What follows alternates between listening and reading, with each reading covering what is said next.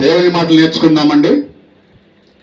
మత్తయి సువార్త 5వ అధ్యాయము 14వ వచనం.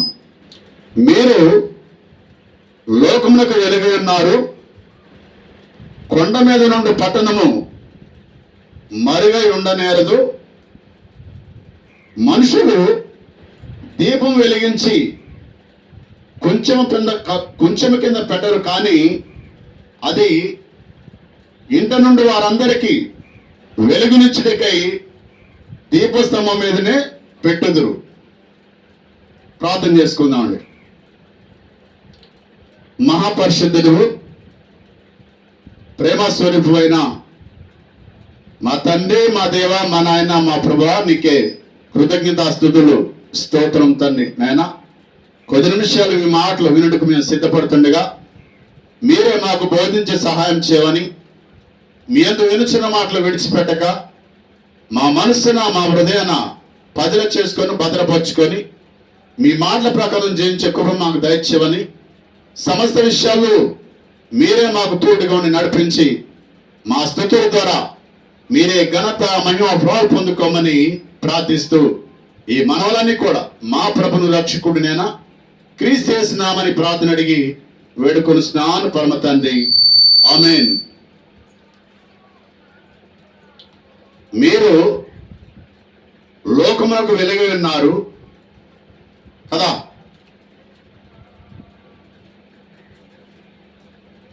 మీరు లోకమునకు వెలుగై ఉన్నారు, కొండ మీద నుండి పట్టణము మరుగై ఉండనేరదు.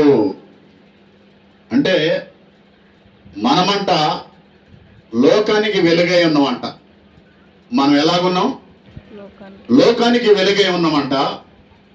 కొండ మీద కట్టబడిన పట్టం ఎలాగైతే మరుగై ఉండనేరదు, అలాగా మన వెలుగు కూడా ఈ లోకంలో మరుగై ఉండదంట.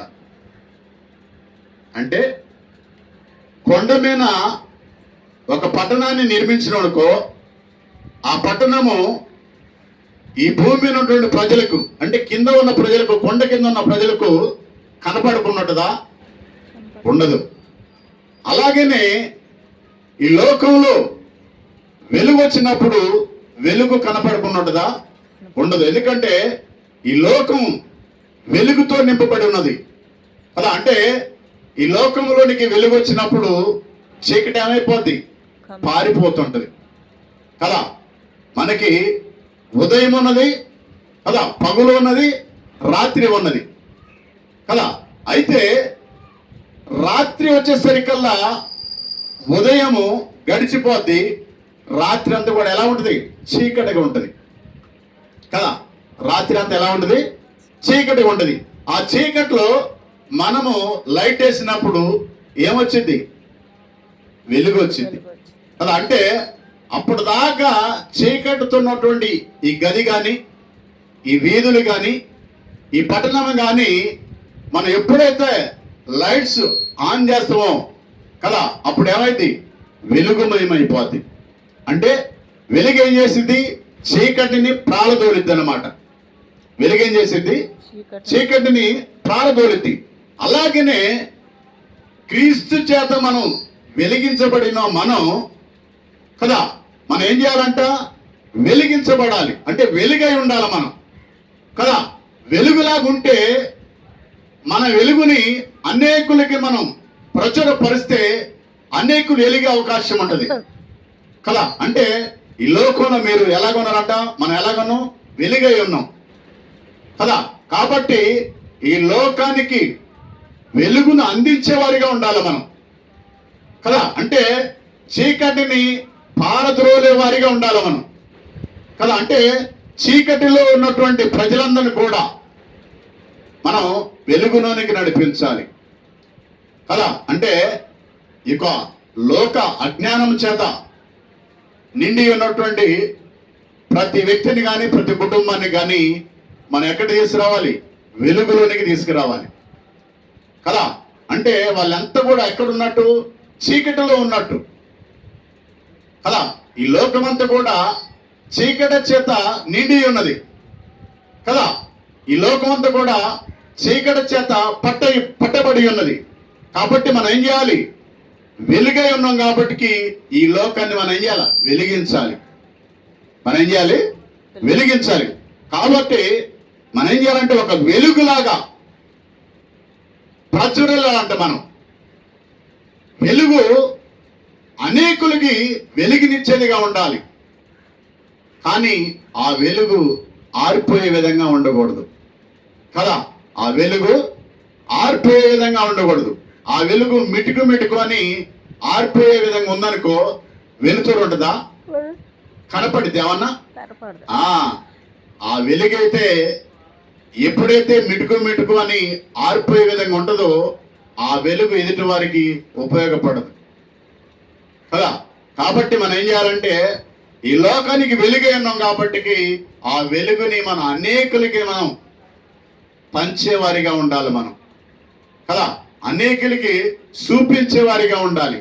అనేకుల్ని ఆ వెలుగులోనికి నడిపించేవారిగా ఉండాలి కదా. అందుకే మీరు లోకానికి వెలుగై ఉన్నారని చెప్తుంది వాక్యం కదా. లోకానికి మనం వెలుగై ఉన్నామంట అంటే ఈ లోకాన్ని వెలిగించే విధంగా ఉండాలని దేవుని వాక్యం మనకి తెలియపరుస్తుంది కదా. ఈ లోకానికి మనం ఎలాగున్నాం? ఒక మార్గదర్శిగా కదా. అంటే ఒక మార్గాన్ని చూపించేవారిగా కదా, ఒక దిక్సూచిని చూపించేవారిగా ఉన్నవని దేవుని వాక్యం మనకి సెలవిస్తుంది. కాబట్టి మనం ఎలాగ ఉండాలి? వెలిగించే వారిగా ఉండాలి. వెలుగులో అనేకులను నడిపించే వారిగా ఉండాలని దేవుని వాక్యం మనకి ఉదయకాల సమయంలో సెలవిస్తుంది కదా. ఇంకో వచనం చూసుకుందాం. మత్తయి సువార్త 2వ అధ్యాయము 2వ వచనం.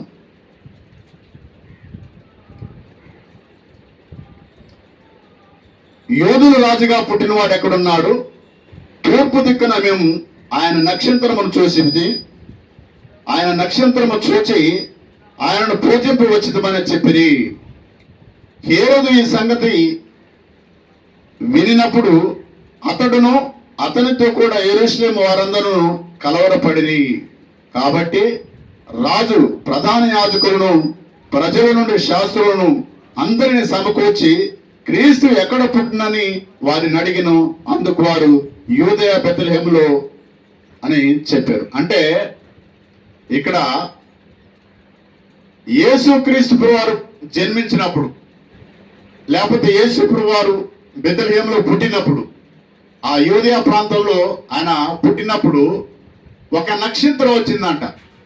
ఏమొచ్చింది? ఒక నక్షత్రం వచ్చిందంట. ఆ నక్షత్రాన్ని జ్ఞానులు చూశారు కదా. ఆ నక్షత్రాన్ని ఎవరు చూశారు? జ్ఞానులు చూశారు. చూసి అప్పుడు దాకా ఎన్నో నక్షత్రాలు ఉన్నాయి కదా. అప్పుడు దాకా ఎన్నో నక్షత్రాలు ఉన్నాయి. కానీ అలాంటి నక్షత్రం మరి ఎప్పుడు కూడా రాలేదు కదా. అంటే అలాంటి నక్షత్రం వారు ఎన్నడూ కూడా చూడలేదు. చూడక ఆ నక్షత్రాన్ని చూసి వారు అత్యానంద భరితులై కదా ఆ నక్షత్రాన్ని చూడటానికి వచ్చి దాని యొక్క జాడును కనుగొంటారు. కనుగొనే ప్రయత్నంలో ఎక్కడికి వస్తారు? హేరోదు దగ్గరకు వచ్చారు. హేరోదు దగ్గరకు వచ్చి హేరోదుని అడుగుతుంటారు, అయ్యా యూదులు రాజుగా పుట్టినవాడు ఎక్కడా అని అడిగితే హేరోదు కోపం వస్తుంది. ఏమని?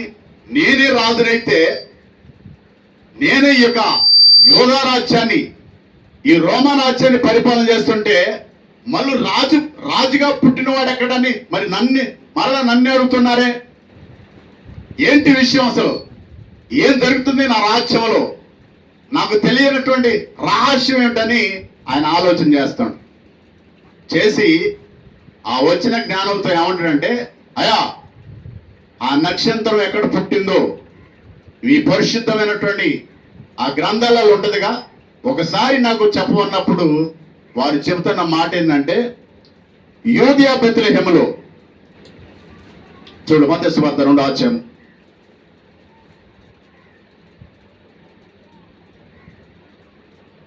ఎలాగనగా యూదయ దేశపు బెత్లెహేమా, నీవు యూదా ప్రధానుడు ఎంత మాత్రం అల్పైనదాన్ని కావు. ఇశ్రాయేలును నా ప్రజలను పరిపాలించే అధిపతి నీలోనే ఉండొచ్చునని ప్రవక్త ద్వారా వ్రాయబడినది. అంటే యెషయా ప్రవక్త ద్వారా ఎప్పుడో యేసు ప్రభువారు పుట్టక ముందు 700 సంవత్సరాలకు ముందే యేసు ప్రభువారి గురించి రాయబడి ఉన్నది కదా. అంటే యేసు ప్రభువారు ఇంకా 700 సంవత్సరాలకు పుడతాడనగా ఆయన పుట్టక ముందే యెషయా ప్రవక్త ఆ యొక్క లేఖనాలు రాసిండు. ఎక్కడ? యోధుల గ్రంథాలు రాయబడి ఉన్నది. ఆ రాయబడిన విషయాన్ని రాజుకు తెలిసినప్పుడు రాజు ఏం చెప్తున్నాడంటే జ్ఞానులకి, అయా మీరు వెళ్ళి ఆ శిశువు ఎక్కడ జన్మించుండో తెలుసుకొని వచ్చి నాకు చెప్పండి, నేను కూడా వచ్చి పూజిస్తా అని చెప్తాడు కదా. చెప్పినప్పుడు సరే అని చెప్పేసి జ్ఞానులు వెళ్ళిపోతారు. వెళ్ళిపోయిన తర్వాత వారికి దేవదూత ప్రత్యక్షమై వారితో చెబుతున్న మాట ఏంటంటే, మీరు ఆ యొక్క హేరోదు రాజు దగ్గరికి మరలా వెళ్ళకూడదు కదా. ఎందుకు? వెళితే చంపేస్తారు కదా. ఎందుకంటే రాజ్యాధికారంతో ఉన్నాడు ఎవరు? హేరోదు రాజు. ఇంకో రాజు వస్తుందంటే నా జీర్ణించుకోలేకపోతున్నాడు కదా. ఇంకో రోజు వస్తుందంటే జీర్ణించుకోలేకపోతుండు. చివరికి తన కొడుకుని, కన్న కొడుకుని రాజ్య వారసుడిగా చేయవలసి వచ్చిందని చెప్పేసి తన చిన్న కొడుకుని చంపేస్తాడు. అంటే అంత రాజ్యాధికారం కలిగిన వ్యక్తి అన్నమాట. అవును కదా. ఇప్పుడు ఈ లోకంలో చూడు, ఎవరన్నా ఒక వ్యక్తి ఎదుగుతుందంటే, ఎవరన్నా ఒక వ్యక్తి అభివృద్ధి చెందుతుందంటే, ఎవరన్నా ఒక వ్యక్తి దేవుని యొక్క ఆలోచన చేత ముందుకు నడిపించబడుతుందంటే ఆ వ్యక్తిని ఎన్ని రకాల నిందలో కదా, ఎన్ని అవమానాల్లో, ఎన్ని మాటలో కదా, ఎన్ని రకాలుగా మాట్లాడుతుంటారు కదా. అన్న కదా. అలాగని హేరోదు రాజు కూడా యోధులుగా రాజుగా పుట్టినవాడు ఎక్కడని వీళ్ళు ఎప్పుడైతే జ్ఞానులు అడుగుతారో ఆ మాటను జీర్ణించుకోలేక ఎవరు? హేరోదు రాజు. ఆ రాజు ఎక్కడ పుట్టిండో తెలుసుకొని వచ్చి నాకు చెప్పని కుయుక్తి చేత మాట్లాడతాడు కదా. వాడు వెళ్ళిపోయినప్పుడు ఏం చేస్తాడు? రాజు 2 సంవత్సరాల్లో పిల్లలందరినీ కూడా చంపివేస్తాడు. అంటే రాజ్యాధికారం చూడు, అధికారం ఎలాగా ఉంటుందో అసలు దాని కాంక్ష, దాని కోరిక ఎలా ఉంటుందంటే మామూలుగా ఉండదు అనమాట. అంటే చివరికి తన కన్న కొడుకుని చంపేసిండు ఆ సీటు కోసం, ఆ అధికారం కోసం, ఆ పదవి కోసం. ఆ రాజ్యంలో ఉన్నటువంటి చిన్న పిల్లలందరినీ కూడా 2 సంవత్సరాల్లో పిల్లలందరినీ కూడా చంపేస్తాడు. అంటే అధికార కాంక్ష, అధికారం పోతేమో కోల్పోతున్నామో కదా. అయితే యేసు ప్రభువారు ఎందుకు వచ్చిందంటే ఈ లోకాన్ని వెలిగించడానికి వచ్చిందంట కదా. ఈ లోకాన్ని వెలిగించడానికి వచ్చిందంట. ఈ లోకం అంతా కూడా పాపం చేత పట్టబడి ఉన్నది కదా. పాపానికి సాదృశ్యం ఏమిటి? చీకటి కదా. ఆ చీకటిని పారదోలాలంటే ఏం కావాలి? వెలుగు కావాలి అనే కదా. ఇప్పుడు రాత్రికాల సమయంలో మనం లైట్లు వేసుకుంటాం దేనికి? చీకటి వెళ్ళిపోద్ది. నువ్వు ఎప్పుడైతే లైట్ వేస్తావో చీకటి వెళ్ళిపోద్ది. అప్పుడు నీకు ఇల్లంతా కూడా వెలుగుమయమై ఉంటది కదా. అంటే ఇంట్లో ఉన్నటువంటి ప్రతి సామాను కూడా, ప్రతి మనుముట్టు కూడా నీకు కనపడుతూ ఉంటది కదా. అలాగనే యేసుక్రీస్తు ప్రభువారు కూడా ఈ లోకం అంతా కూడా పాపం చేత పట్టబడి ఉన్నది, పాపం చేత నిండి ఉన్నది. కాబట్టి ఈ లోకాన్ని తన యొక్క వెలుగు చేత తాను వెలిగించాలని ఈ లోకానికి ఆయన ఒక వెలుగులాగా, అంటే ఒక నక్షత్రాలకు వచ్చిందంట కదా.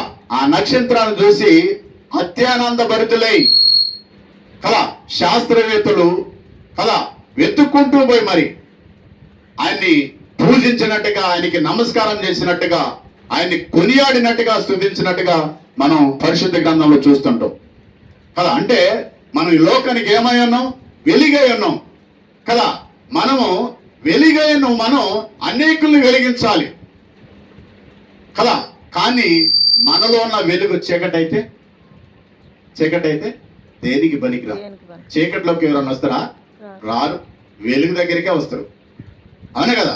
కాబట్టి వెలిగించబడి ఉన్నాం మనం, క్రీస్తు చేత వెలిగించబడి ఉన్నాం. మనం ఏం చేయాలి? అనేకులు వెలిగించాలి.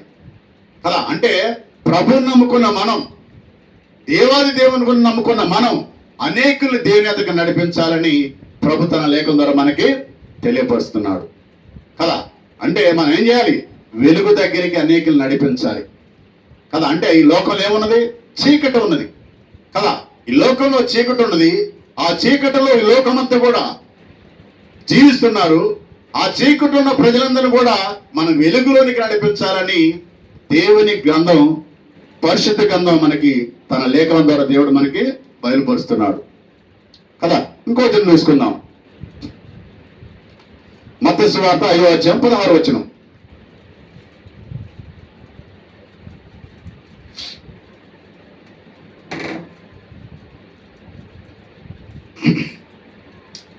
మనుషులు మీ సత్క్రియలను చూచి పరలోకముందున్న మీ తండ్రిని మహింపరచబడినట్లు వారి ఎదుట మీ వెలుగును ప్రకాశింపనీయుడి కదా. అంటే వెలుగులో ఉన్న మనం, క్రీస్తుని ఎరిగి ఉన్న మనం, క్రీస్తుని కలిగి ఉన్న మనం మన యొక్క సత్క్రియలు అంట, మంచి కార్యాల చేత ఎదుటి వారిని ఆకర్షించాలంట మనం కదా.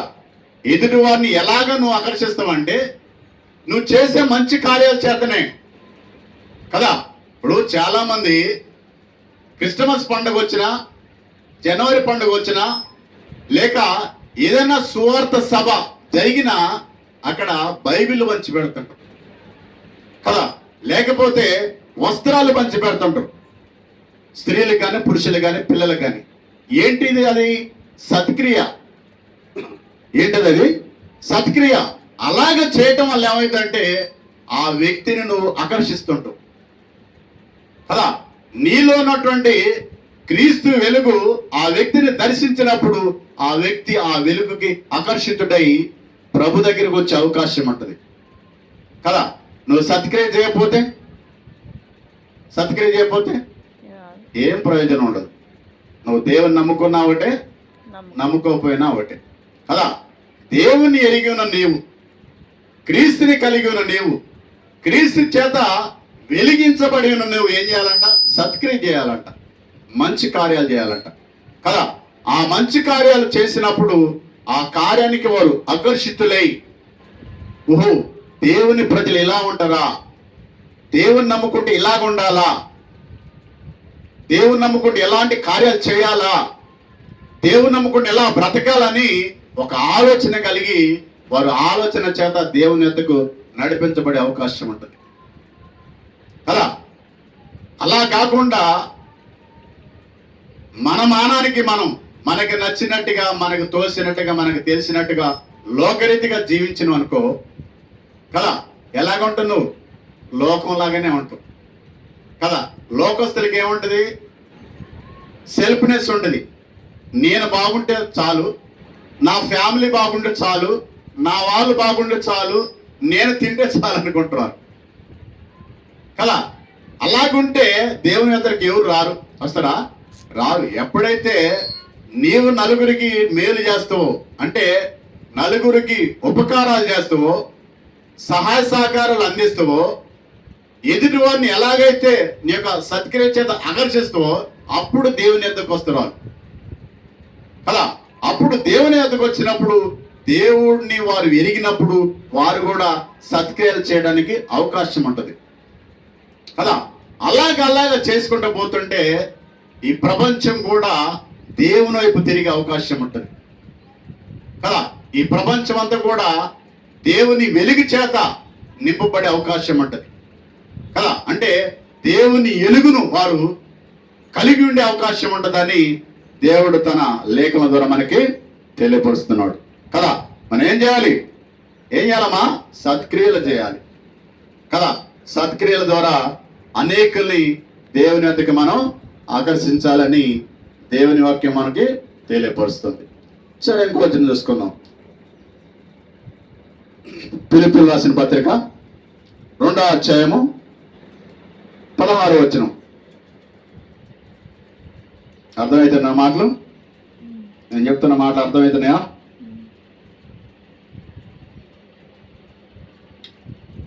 అట్టి జనము మధ్యలో మీరు జీవవాక్యమున చేత పట్టుకొని లోకమందు జ్యోతి వలె కనబడుచున్నారు. అందువలన నేను వ్యర్థముగా పరిగెత్తలేదనియు నేను పడిన కష్టము నిష్ప్రయోజనము కాలేదనియు క్రీస్తు దినమున నాకు అతిశయ కారణము కలుగును. అంటే అపోస్తలుడైన పౌలు ఫిలిప్పీయులకు రాసిన పత్రిక, అంటే ఫిలిప్పీ సంఘానికి చెప్తున్న మాట ఏంటంటే, నేను క్రీస్తు అనే జీవవాక్యమును చేతపట్టుకొని ఈ లోకంలో నేను జ్యోతుల వలె పరిగెడుతున్నట్టు ఆయన కదా. అంటే అపోస్తలుడైన పౌలు గారు దేవుని వాక్యాన్ని చేతపట్టుకొని, అంటే జీవవాక్యాన్ని చేతపట్టుకొని ఆ లోకంలో సంచారం చేస్తూ అనేకులకి ఆ జీవవాక్యాన్ని అందిస్తాడు ఆయన కదా. అనేకులకి ఆ యొక్క జీవవాక్యాన్ని అందిస్తాడు కదా. ఎప్పుడైతే ఆయన క్రీస్తుని ఎరిగి ఉన్నాడో, ఎప్పుడైతే క్రీస్తుని కలిగి ఉన్నాడో, క్రీస్తుని నమ్ముకున్నాడో, నమ్ముకున్న దగ్గర నుంచి ఆయన ఏం చేస్తాడు? సువార్తను ప్రకటిస్తాడు కదా. ఒక వ్యక్తి దేవుని ఎదుగు నడిపించబడాలంటే, ఒక వ్యక్తి దేవుని ఎరగాలంటే, ఒక వ్యక్తి దేవుని ఎదుగు రావాలంటే ఎవరో ఒకరు దేవుని మాటలు చెప్పాలా వద్దా? చెప్పాలా. చెప్పకపోతే ఎవరు వస్తారు? ఎవరన్నా? ఎవరు రారు కదా. అందుకే మనం చేస్తున్న పని ఏంది? దేవుని మాటలు చెప్తున్నాం మనం కదా. మనం దేవుని మాటలు చెప్తుంటే చాలా మందికి ఏమవుతుంది? జీర్ణించుకోలేకపోతారు కదా. ఇది మంచి పని, ఇది చేయాల్సిన పని, అందరికి కావాల్సిన పని ఇది. ఎందుకు? అనేక జీవితాలను చీకట్లోంచి వెలుగులోకి నడిపిస్తుంటది ఈ వాక్యం కదా. ఇది జీవవాక్యం, మనుషుల్ని వెలిగించేది, ఇది మనుషులకి వెలుగునిచ్చేది కదా. మనసులో ఉన్నటువంటి ఆ హృదయంలో ఉన్నటువంటి పాపాన్ని తీసివేసేది, అవును కదా. కాబట్టి అపోస్తలుడైన పౌలు గారు చెప్తున్న మాట ఏంటంటే, నేను జీవవాక్యాన్ని చేతపట్టుకొని ఈ లోకంలో సంచారం చేస్తూ ఒక జ్యోతి వలె వెలుగుతున్నట్టు ఆయన. ఎలా వెలుగుతుండు? ఒక జ్యోతి వలె వెలుగుతుండు కదా. జ్యోతి కనపడిదా లేదా? ఇప్పుడు సూర్యుడు ఒక జ్యోతి, సూర్యుడు ఒక జ్యోతి. జ్యోతి వల్ల ఇప్పుడు అంత వెలుగుందా లేదా? అంత పగటిగా ఉందా లేదా కదా. అదే సూర్యుడు వెళ్ళిపోతే చీకటి వస్తుంటది. సూర్యుడు వెళ్ళిపోతే చీకటి వస్తుంటది. చీకట్లో ఏం కనపడుతుంది నీకు? చీకట్లో ఏం పని చేయగలుగుతున్నావు కదా. చీకటి నీకు ఏమైనా ఉపయోగపడిద్దా? ఉపయోగపడుతుంది. ఎందుకు ఉపయోగపడుద్ది? పడుకోవడానికి, తిని శుభ్రంగా కడుపు రెండుది నిద్రపోవడానికి పని ఉపయోగపడుతుంది, అంతేగా.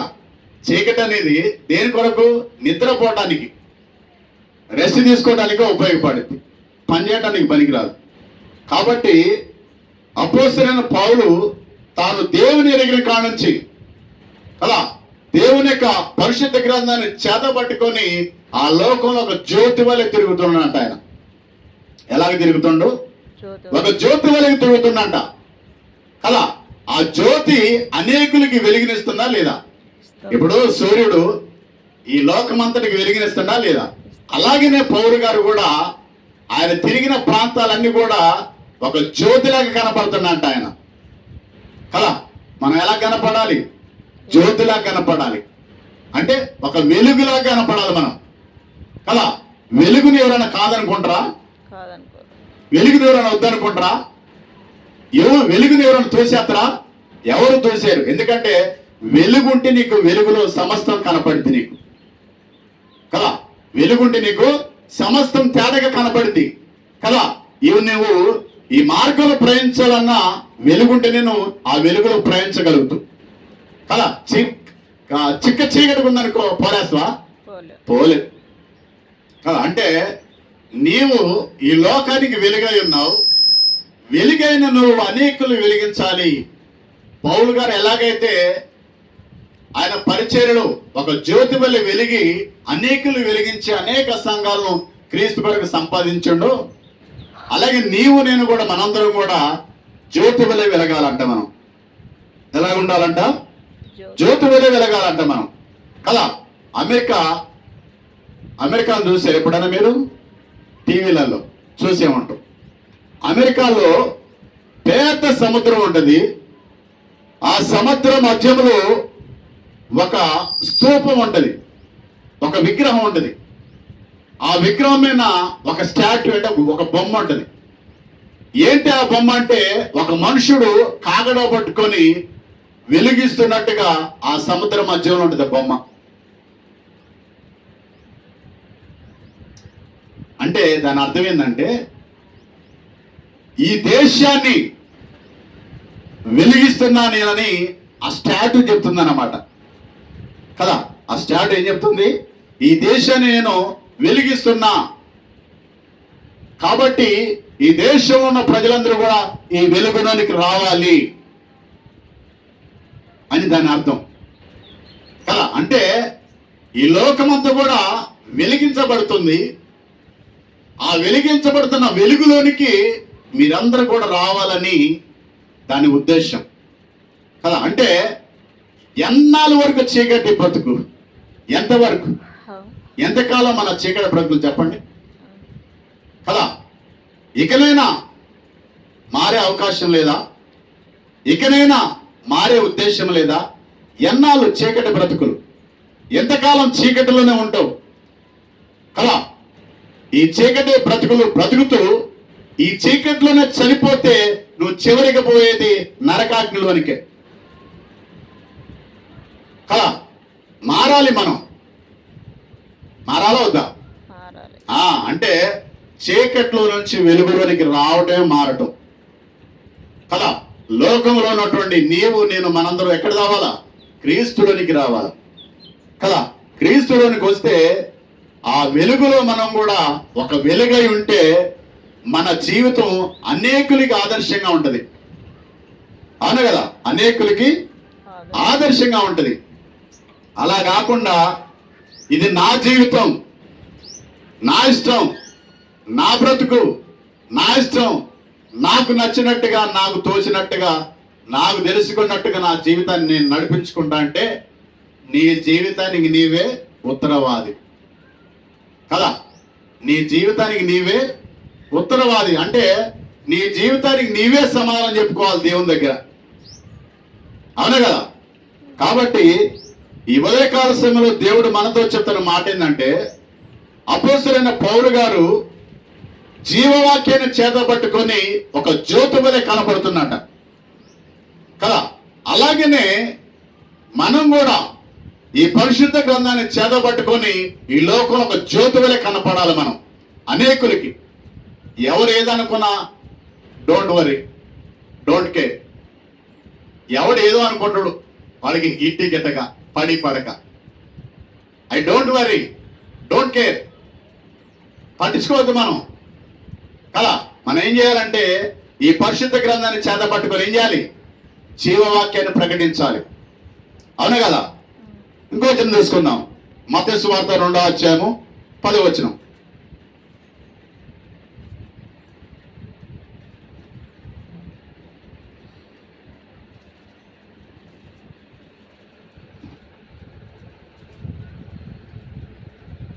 వారు ఆ నక్షత్రము చూసి అత్యానంద భరితులై ఇంటిలోనికి వచ్చి తల్లి అయిన మరియును ఆ శిశువును చూసి సాగిలపడి ఆయనను పూజించి తమ పెట్టెలు విప్పి బంగారమును సాంబ్రాణి కోలమును కానుకలుగా ఆయనకి సమర్పించిరి కదా.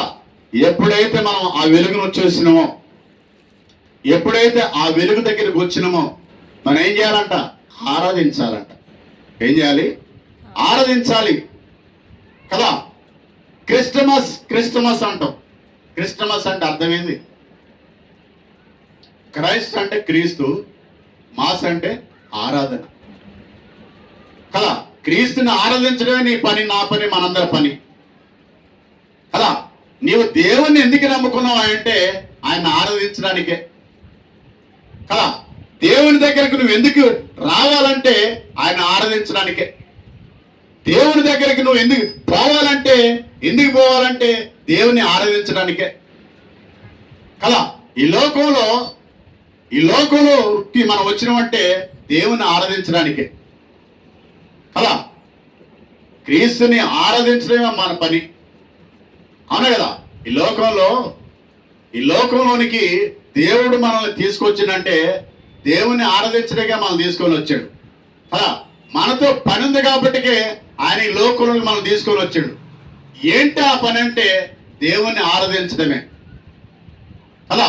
కాబట్టి మనము క్రీస్తుని ఆరాధించే వారిగా ఉండాలి కదా. క్రీస్తునందు సంతోషించే వారిగా ఉండాలి. క్రీస్తునందు బహు అత్యానంద భరితులై సంతోషంగా సాగిలపడి నమస్కరించే వారిగా ఉండాలి మనం కదా. అలాగున్నప్పుడే క్రీస్తుకి మహిమ, మనకి దీవెన, మనకి ఆశీర్వాదం అని చెప్తుంది వాక్యం కదా. కాబట్టి మనం ఈ లోకంలో జీవిస్తుండగా కదా, ఈ లోకాన్ని ఎలాగా ఉండాలి, మనం మాదిరిగా ఉండాలి. ఈ లోకానికి మాదిరిగా ఉండాలి, ఈ లోకానికి మార్గదర్శులుగా ఉండాలి. ఈ లోకంలో జీవవాక్యాన్ని చేత పట్టుకొని ఈ లోకాన్ని వెలిగించే వారిగా ఉండాలి మనం కదా. అంటే వెలుగు సంబంధులుగా ఉండాలి మనం అలా.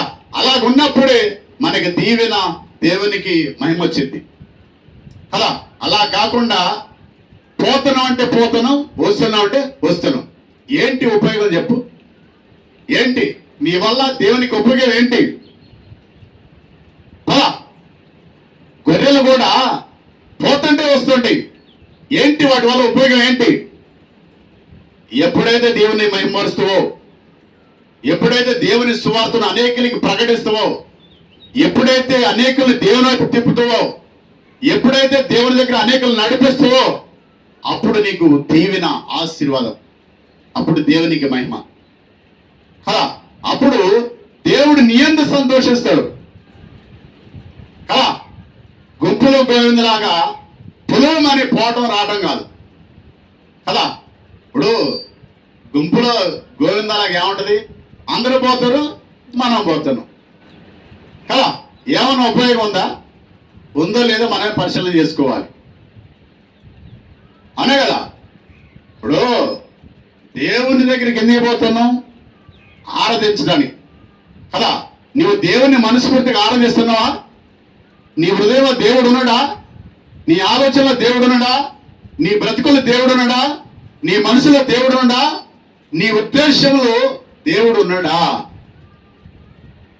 ఉండే చూపించు లోకానికి, ఆయన ప్రకటించు, ఆయన్ని మయంపరచు, ఆయన యొక్క కృపకు పాత్రలుగా జీవించు. అప్పుడు దేవుడు సంతోషిస్తాడు. దేవుడు సంతోషిస్తే, దేవుడు ఆనందిస్తే నీకు ఘనత వచ్చింది కదా. కాబట్టి మనం ఈ లోకంలో ఎలాగ ఉండాలి? వెలుగులాగా ఉండాలి. ఎలాగ ఉండాలి? వెలుగులాగా ఉండాలి. ఈ లోకాన్ని వెలిగించే వారిగా ఉండాలి కదా. అంతేగాని నామకార్థమైనటువంటి క్రైస్తవ జీవితాన్ని జీవించనే కూడదు కదా. దానివల్ల ప్రభువుకు ఉపయోగం లేదు, మనకు కూడా ఉపయోగం లేదు కదా. మనం జీవించుచున్నామంటే ఎలాగ జీవిస్తున్నామో మనకు మనమే పరిశీలించుకోవాలి కదా. కాబట్టి మనము ఈ లోకంలో దేవుని పిల్లలుగా జీవిస్తున్నాం కాబట్టి ఈ లోకానికి మాదిరి చూపించే వారిగా ఉండాలి. అంటే మార్గదర్శులుగా ఉండాలి మనం కదా. ఈ లోకంలో వెలుగులాగా ఉండాలి కదా. ఈ లోకంలో ఒక జ్యోతి వలె కనపడాలి మనం అనేకులకి కదా. ఈ లోకమంతటికి సూర్యుడైన జ్యోతి వెలుగునిస్తుందా లేదా? అలాగనే క్రైస్తవుడు అయిన నీవు ఈ లోకానికి వెలుగును అందించాల్సిన బాధ్యత నీపై ఉంది కదా. నీపై, మనపై, మనందరిపై ఉన్నది. కాబట్టి ఇటు విషయాన్ని ఎవరికి వారే పరిశీలన చేసుకోవాలని ప్రభు పేరిట మీ అందరికీ మనం చేస్తూ ఈ వాక్యాన్ని అందరితో ముగిస్తున్నాను. మీ అందరికీ వందనాలు. God bless you all. దేవుడు మిమ్మల్ని దీవించును గాక. ప్రార్థన చేసుకుందాం.